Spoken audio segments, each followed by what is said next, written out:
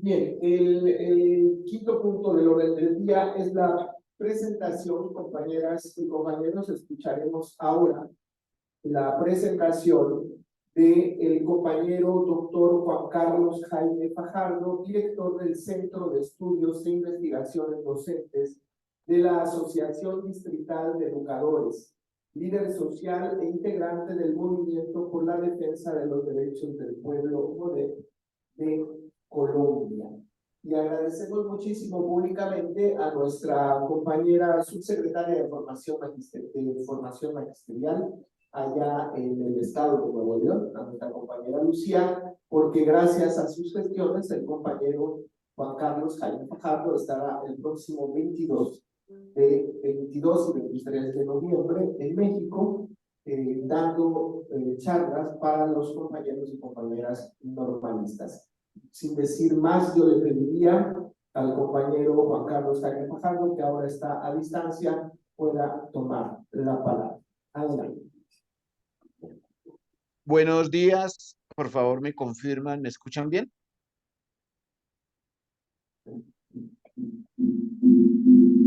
Sí, se escucha bien. Muchas gracias.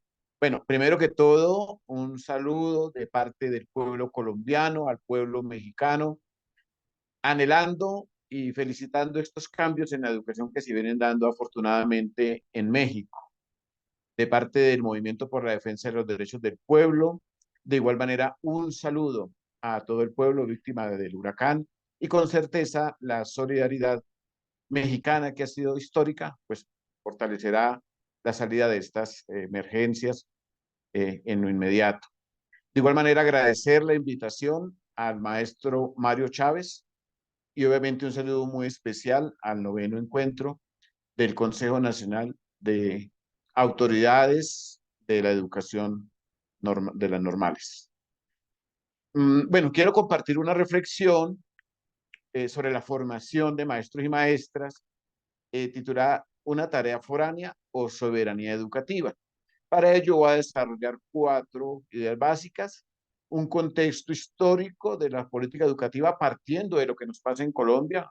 Ya ustedes tendrán la posibilidad de reflexionar allí en México cómo es. 2, las relaciones sociales y su importancia y cómo hacen parte de una hegemonía. 3, la necesidad de formar en unas subjetividades propias. Y 4, quiero mostrarles un pequeño video de estudiantes que han sido formados desde la perspectiva de la comunagogía, como una de las apuestas en esta de formación de subjetividades propias. Entonces, iniciar diciendo que en el caso colombiano, la política educativa neoliberal se ha venido implementando principalmente de 3 maneras o por medio de 3 mecanismos. Primero, la formación de maestros y maestras. Aquí hubo reformas en las licenciaturas, en las normales viene dándose una reforma. 2, por medio de la regulación de la práctica pedagógica, entonces todos los procesos de evaluación de desempeño o todos los formatos que toca presentar permanentemente, dando cuenta de la implementación de la política. Y 3, los incentivos. Por colocar un ejemplo, a quienes apliquen la jornada única en Colombia, le dan el 25% de salario adicional al rector, al director de la escuela, sin importar si hay condiciones o no. Entonces, esos 3 elementos es importante tenerlos en cuenta porque ello ha venido llevando a una instrumentalización del quehacer pedagógico. La siguiente, por favor. Quiero tomar unos elementos históricos partiendo del análisis del maestro Alberto Martínez Boone. Él ubica un periodo de la escuela expansiva de los años 50 a los 70, que es importante tenerlo como referencia, ya que allí se dieron unos cambios, lo que él llama el estado docente, la necesidad de ampliar la cobertura educativa. 2, la presencia de organismos internacionales en la, digamos, en la agencia de los programas educativos, particularmente la UNESCO. Y 3, la llegada o influencia de teorías sociológicas y económicas, enfatizando la necesidad de la educación en el ámbito productivo. Obviamente esto en una perspectiva de desarrollo y de modernidad en la lógica del capitalismo. Incluso allí hubo unos vocabularios que llegaron a la escuela, como por ejemplo analfabetismo funcional, oportunidad escolar, tasa de repitencia, que en el caso colombiano, pero probablemente en muchas partes de nuestra América, se empezaron a reproducir. Entonces, toco este espacio de la escuela expansiva porque él dice, posterior viene un periodo de la escuela competitiva hacia la década del 70. La siguiente, por favor. Y aquí es clave, pues, cómo han sido estos procesos, porque esto va a tocar la formación en Colombia y tal vez en México. Se dice, hay una crisis mundial en la educación. ¿Y la crisis dónde estaba? Estaba en que las expectativas de productividad que se le asignaba a la educación no estaban. La UNESCO financia un estudio que publica Philip Combs con el mismo título, en la crisis mundial de la educación, pero allí hay algo importante que me parece necesario referenciar y es que la economía y la sociología, dicen allí, recomiendan, deben hacer parte de las apuestas educativas. Es decir, el escenario pedagógico empieza a desplazarse y esto va a tener una incidencia en la cotidianidad, incluida la conferencia de ministros de educación en el 79 que se dio en México, que prácticamente avaló esta apuesta, ¿no? Estas políticas de la UNESCO y van a tener una incidencia en la cotidianidad nuestra. La siguiente, por favor. Por ejemplo, la cantidad de conceptos neoliberales. En el caso colombiano, esta jerga conceptual nos invade hoy, pero viene desde allá, más o menos desde el 79 hacia adelante, en la lógica del capital humano. Entonces, estándares, competencias, indicadores, desempeños, gestión, etcétera, etcétera. Una serie de conceptos que aquí vale la pena preguntarnos, maestros y maestras, si en el caso de México está dando, en el caso de Colombia sí, ¿por qué lo repetimos como una moda? ¿Por qué lo hacemos muchas veces de manera acrítica? ¿Por qué hacemos formatos de planeación en esta lógica cuando muchos de estos conceptos no vienen de la pedagogía, vienen de la administración, vienen de la economía? Por citar un ejemplo, el desempeño, ¿cierto? Viene de toda la lógica empresarial y se trae acá a la educación. El concepto de calidad, que se ha convertido en la palanca para, en última, cercenar la libertad de cátedra, por ejemplo, ¿cierto? Y llevarnos a una instrumentalización permanente. Entonces, pero fíjese que esto es un proceso histórico de llevarnos a una lógica, digamos, instrumental en la formación y en la práctica pedagógica. Posteriormente, la siguiente, recordemos la conferencia en Finlandia en el 91 que se llamó Educación para Todos. Allí nos dijeron que lo clave era en los derechos básicos de aprendizaje, que lo importante era centrar en el aprendizaje, ¿cierto? Y esto empezó a desplazar la enseñanza, dándole énfasis al aprendizaje, a desplazar la pedagogía, dándole fuerza a la psicología, a desplazar la reflexión pedagógica y darle fuerza a lo metodológico y a lo procedimental para el aprendizaje.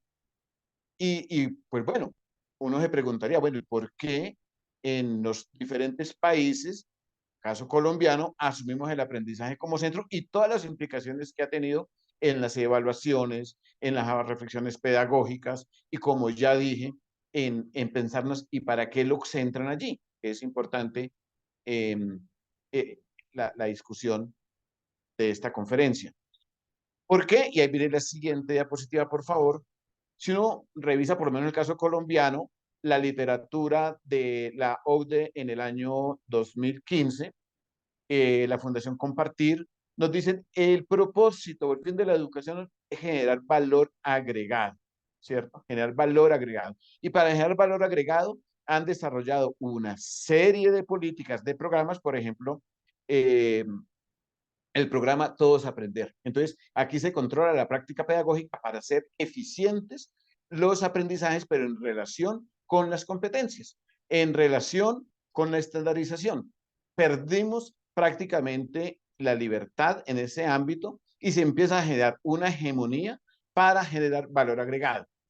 Y ahí diferentes empresarios por la educación, la siguiente por favor, en el caso colombiano, es una constructora que se llama la Fundación Compartir, emitió un documento en el año 2014 y dijo, si se aplica la reforma en Colombia en esa lógica, se va a generar 94 billones de pesos.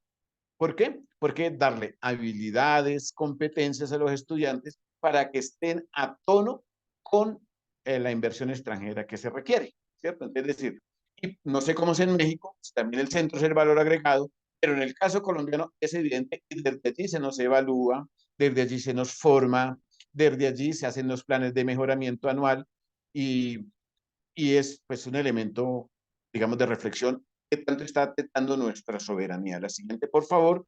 En 1996, recordemos, salió un libro muy difundido que fue La economía, perdón, la educación encierra un tesoro de el economista Jacques Delors y allí propuso algunas conceptualizaciones.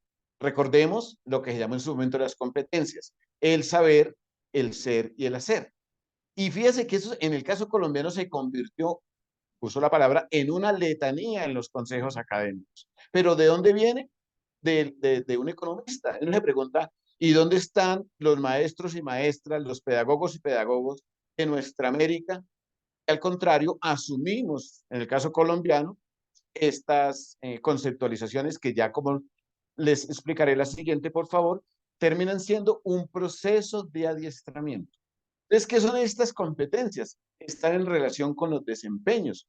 Los desempeños que tienen tres ámbitos, el técnico, el procedimental y el actitudinal o valorativo, ¿cierto? Pero que corresponden a estas tres competencias. ¿Y qué es la competencia? Es poner en práctica desempeños. Un ejemplo, a nosotros como maestros acá nos evalúan el desempeño en lo funcional y en lo comportamental. Digamos que se deja al lado otros aspectos, pero que tienen que ver con las lógicas del conductismo, ¿cierto? Y para que se den cuenta lo que sucede, en el caso colombiano, las competencias con que se nos evalúa el desempeño fueron un plagio de un libro de dos autoras norteamericanas, Spencer y Spencer. El decreto 1278 solamente le cambió una palabra, cambió de trabajador a docente. El resto son igualitas, pero los rectores en Colombia no se evalúan y uno dice, ¿y dónde queda la formación del magisterio? ¿Por qué nos dejamos instrumentalizar de esa manera? Y hay una coyuntura hoy, la siguiente, por favor, una política que se llama Bachillerato Internacional, una fundación suiza. Estas fotos son de hoy en la Normal Superior de Bogotá, María Montessori, rechazando, exigiendo soberanía educativa, porque no estamos de acuerdo en las normales con el argumento del bilingüismo, despreciemos lo que es el ámbito de la formación de maestros, cuando tenemos incluso multilingüismo en Colombia, pero hace parte de la colonización educativa.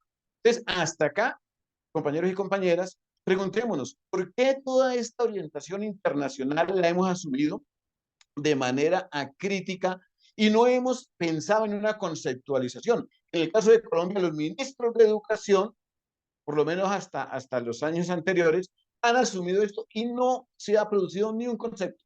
Todos son conceptos foráneos, pensados por administradores de empresas, por economistas, y los asumimos como si fuera la gran transformación.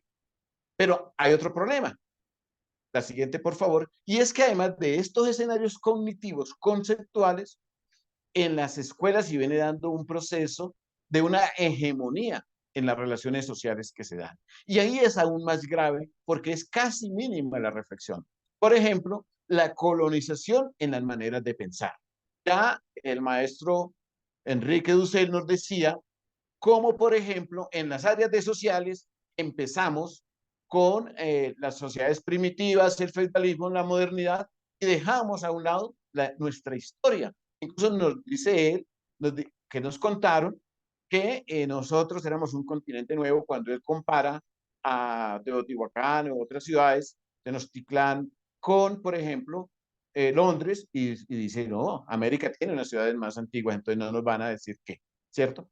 Pero aún así en las áreas de sociales se mantiene. Lo mismo vamos a encontrar en las lógicas patriarcales. Estaba escuchando que hay un protocolo para el manejo de la violencia de género. Esas lógicas patriarcales que las reproducimos, por ejemplo, no sé si en el caso nuestro, en mi colegio, en algunos colegios de Colombia, el patio de los niños. Es exactamente el patio de los niños, porque las niñas están sentadas a su alrededor, pero muchas veces no prestamos, sino fortalecemos esas relaciones y le decimos a las niñas, siéntese de tal manera porque los niños no hacen todas las cosas. Las niñas barren, las niñas asean, las niñas son las secretarias y los niños son los fuertes. Entonces, en la escuela reproducimos unos roles de género que, insisto, no le prestamos atención. De igual manera, sucede, por ejemplo, con los saberes, ¿cierto? Entonces, coloco un ejemplo sobre la ciencia. Claro, la ciencia es importante, pero la ciencia no es neutral. En la ciencia hay discusiones de relación y relaciones de poder. Voy al caso de la agricultura. Monsanto nos dice que los científicos son los agroquímicos que ellos producen, pero que los procesos de fungicidas e insecticidas, por ejemplo, de plantas medicinales, ¿cierto? Para el control de plagas, no son científicos. Y resulta que si vamos a nuestras comunidades, sí hay una riqueza allí en términos del conocimiento, pero son excluidos de la escuela y de la modernidad. Entonces, es importante, compañeros y compañeras, que le prestemos atención a unas relaciones sociales hegemónicas que fortalecen las lógicas individualistas, las lógicas egoístas. ¿Cuántas veces decimos, el primero que llegue le pongo el 5, le pongo la nota, en vez de generar otras maneras de relaciones en la escuela? Pero nunca o pocas veces le prestamos atención a esto. Entonces, ¿qué está pasando?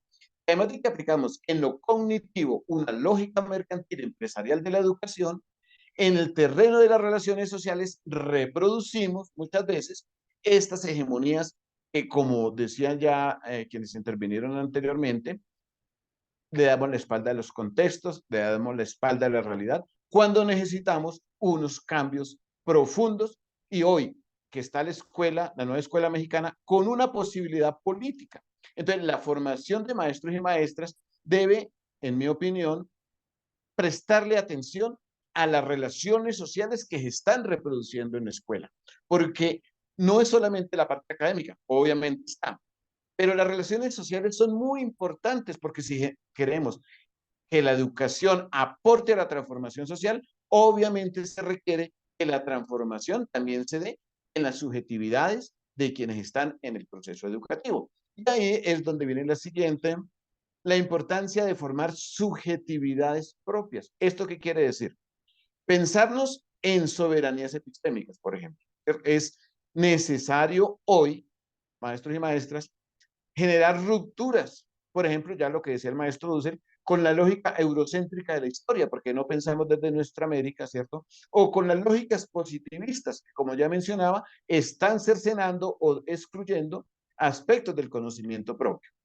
De igual manera, podríamos decir en cómo es necesario hoy tener como énfasis las compartencias. Fíjense que las compartencias es un concepto propio de allá de México, de Oaxaca.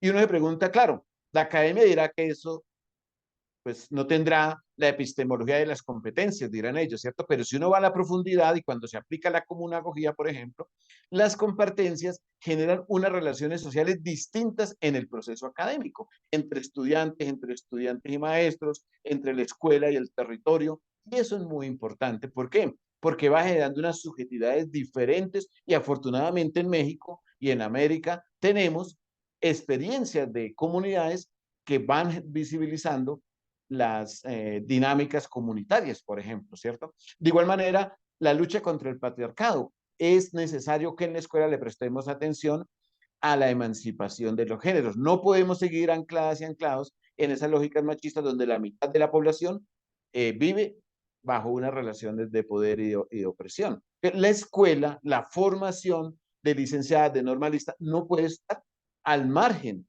de estas realidades. De igual manera, compartir las decisiones y compartir los saberes. Uno se pregunta, por ejemplo, en el caso colombiano, hay unas experiencias de educación propia en las comunidades indígenas donde las personas mayores, los adultos, son considerados libros o bibliotecas humanas. Empezamos a recuperar ámbitos, conocimientos, tradiciones, cultura de esas comunidades y se llevan a la escuela. Y eso con certeza cambia el propósito. Es decir, ya el centro no es lo que nos dijo la OCDE, generar valores agregados, sino que estamos pensando en lo que decía la maestra hace rato, en resolver los problemas que tenemos en los contextos. Es el conocimiento en función de los contextos, pero para ello es fundamental las relaciones sociales que se van tramitando en la escuela. Esto de las relaciones sociales, digamos, no es nuevo, eso ya lo planteó Michel Lobrot en España, lo planteó el Che Guevara en el caso de la formación del hombre nuevo, Nadezhda Krúpskaya, por ejemplo, en Rusia, hablaron, es importante prestarle atención en los procesos educativos a las relaciones sociales. Es cuando decimos formar subjetividades propias, requiere un contexto y ustedes, compañeros y compañeras, lo tienen en México con la nueva escuela mexicana y vale la pena aprovechar esa oportunidad, como decía el maestro Mario Chávez, ir a la raíz, ir a ser radicales. Y afortunadamente, como decía el poema, la sonrisa de la mañana nos hermana todo el día. ¿Qué quiere decir y cómo lo entiendo? Que afortunadamente lo que han hecho nuestras comunidades, nuestros pueblos, nos van a servir de base para la formación que estamos dando hoy. Entonces, en ese escenario, la necesidad de no quedarnos únicamente en los contenidos, porque yo puedo dar unos contenidos progresistas, pero puedo reproducir unas relaciones hegemónicas. Y como maestros y maestras, en mi opinión, debemos prestar atención a esos dos aspectos. Vamos a escuchar algunos estudiantes que han aplicado la comunagogía y cierro con alguna idea para conversar o escuchar si hay algún interrogante. Entonces, por favor, el video son 4 minuticos de algunos estudiantes de diferentes licenciaturas que han aplicado la comunagogía, viéndose desde otra manera o desde otro punto de vista en la formación de maestros y maestras.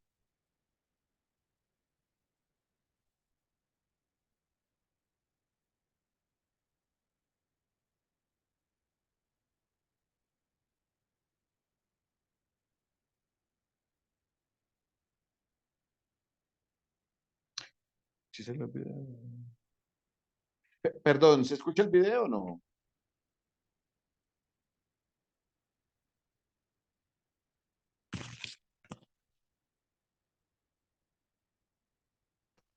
Perdón, ¿me escuchan?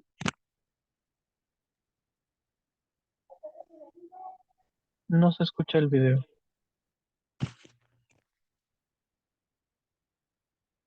Bueno, mientras de pronto allí en comunicaciones nos ayudan con el video, contarles entonces que la comunagogía, primero, es un proceso que está haciendo en nuestra América, ya referenciamos prácticas de México, del Cauca en Colombia, de Bogotá, invitarles a conocer la experiencia. Fíjate que es una apuesta epistemológica distinta donde lo común es el centro. Y fíjate, cuando hablamos de lo común, no es solamente fuera de la escuela con las comunidades, lo común es al interior de la escuela, es concebir el aula como un territorio. Y cuando se concibe el aula como un territorio, se generan dinámicas en común. Y cuando se generan dinámicas en común, afloran una serie de saberes, de relaciones, de utopías, ¿cierto? Como decían hace rato, caminamos pero en torno a una utopía. Empiezan a surgir proyectos de los estudiantes a partir de estas apuestas en común. Entonces, es fundamental también establecer una ruptura con una lógica moderna de la escuela individualista, ¿cierto? Y centrar la formación, porque parte por la formación de maestros y maestros, en generar una epistemología principalmente desde lo común.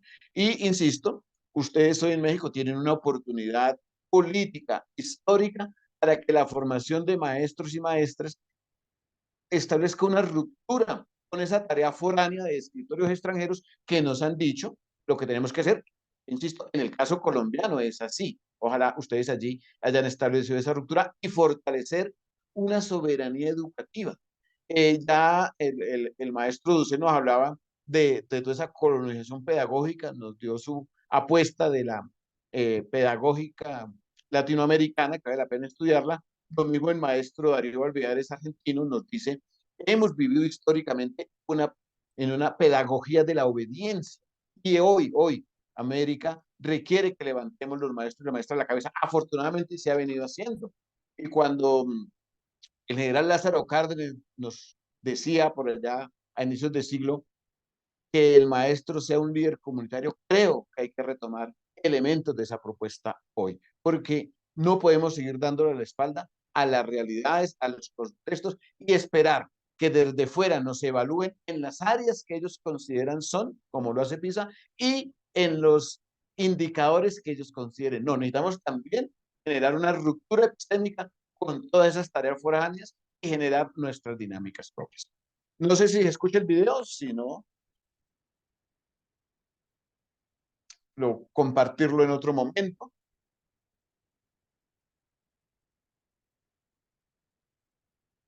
Allí, pues, Sí, se resumo escucha. brevemente.